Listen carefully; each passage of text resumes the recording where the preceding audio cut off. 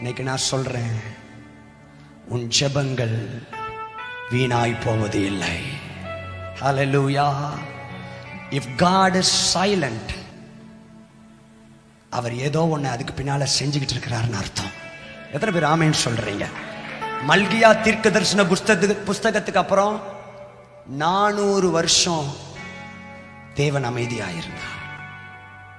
மல்கியா தீர்க்கதரிசியின் புஸ்தகத்துக்கு அப்புறம் 400 வருஷம் தீர்க்க தரிசனம் கிடையாது, வார்த்தை கிடையாது, தேவனிடத்திலிருந்து எந்த சத்தமும் இல்லை.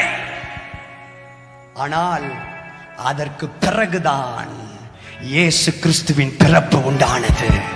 நல்ல பலத்தோட கையை தட்டி ஒரு ஆமென் சொல்ல. அதற்கு பிறகுதான் இயேசு கிறிஸ்துவின் பிறப்பு. I want to tell you today, if God is silent, God is preparing something extraordinary for you.